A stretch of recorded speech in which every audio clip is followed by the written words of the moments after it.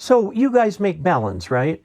4-to-1 balance? Yeah, everybody's been using 4-to-1 balance for years. So that transfers between 50 ohm impedance and 200 ohm impedance, right? What's 200 ohm impedance? I mean, ladder line is 450 ohms, open wire line is 600 ohms, twin lead is 300 ohms. What's 200 ohms? I should give you some time to check.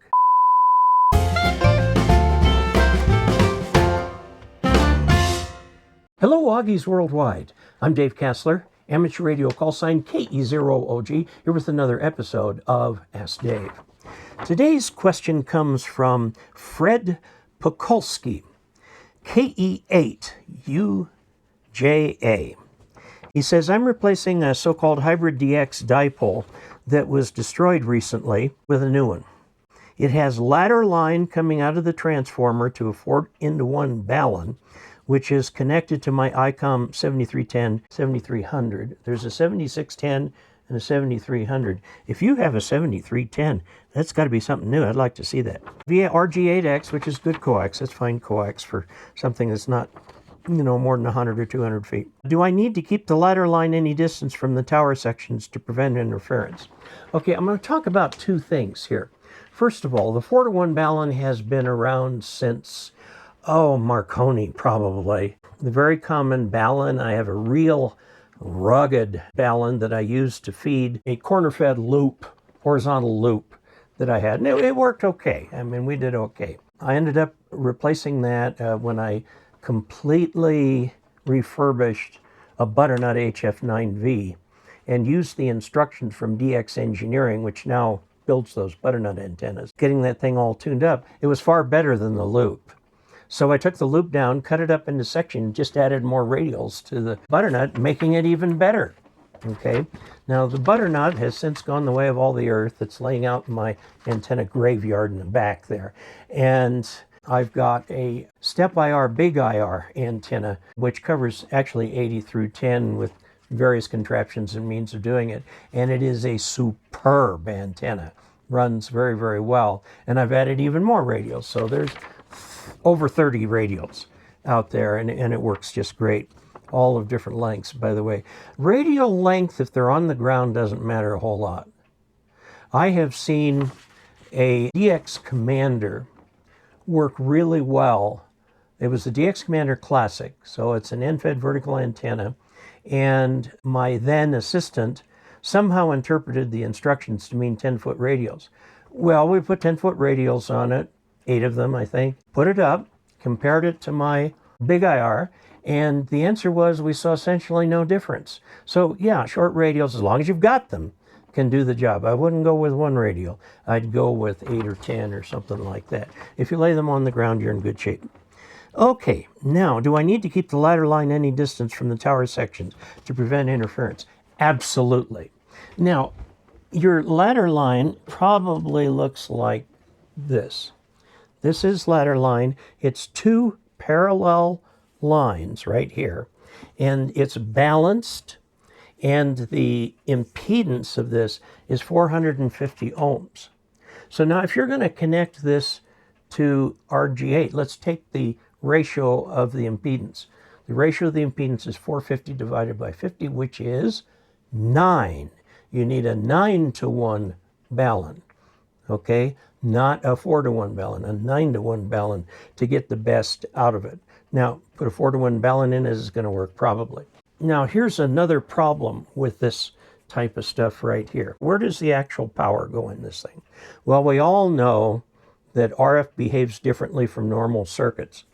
The actual RF power is transmitted between the 2 wires. It actually goes out about that far from this. Okay, so the electromagnetic fields surround this, which means you need to keep it away from metal.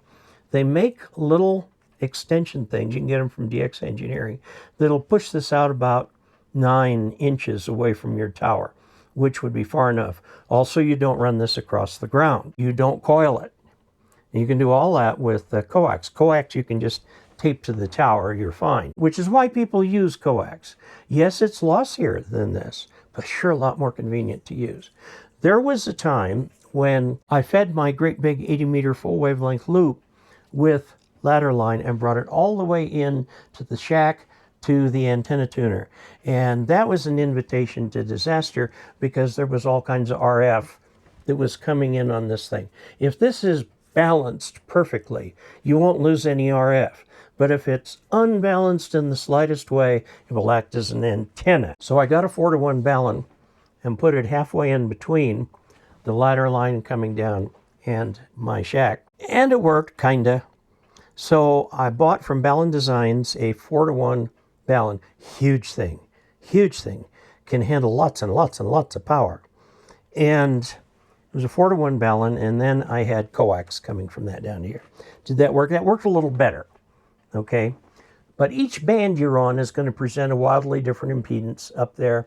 You need a wide range tuner to use an antenna like that.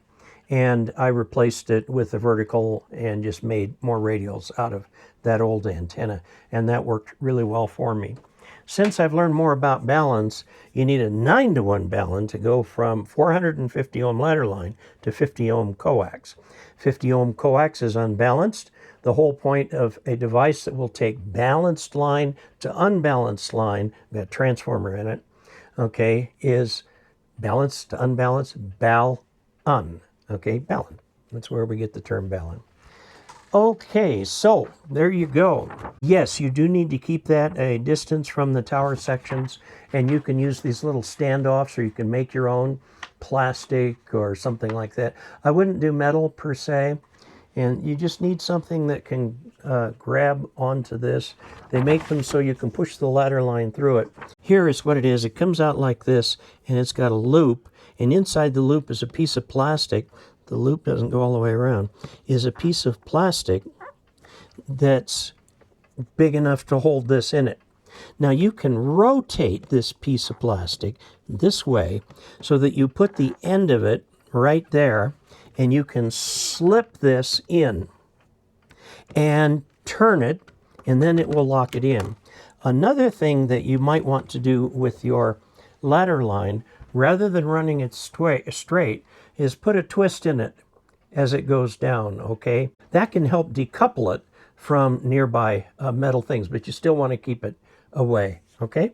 So lots of things you can do with this. This has far, far, far less loss than coax.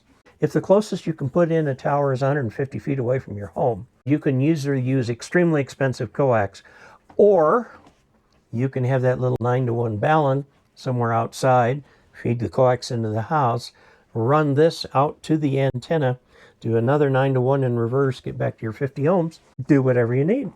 So there you have it. Until we next meet, 73.